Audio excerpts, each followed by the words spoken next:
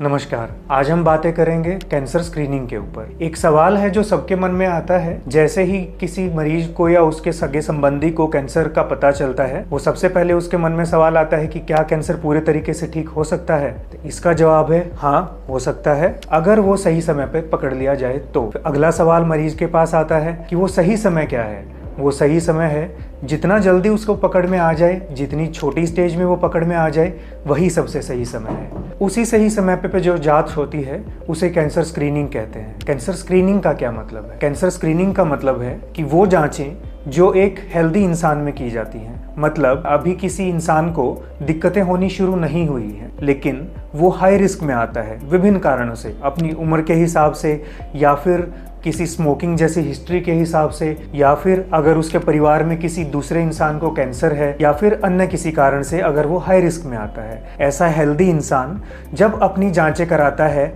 ये देखने के लिए कि कहीं उसमें कैंसर की शुरुआत तो नहीं हो गई है, इस चीज़ को कैंसर स्क्रीनिंग बोलते हैं। वैसे तो शरीर के किसी भी हिस्से का कैंसर हो सकता है, लेकिन आंकड़ों के अनुसार जो सबसे कॉमन कैंसर हैं वो हैं ब्रेस्ट कैंसर, लंग कैंसर, मुंह का कैंसर, सर्विक्स का कैंसर यानी बच्चादानी के मुंह का कैंसर तथा प्रोस्टेट कैंसर।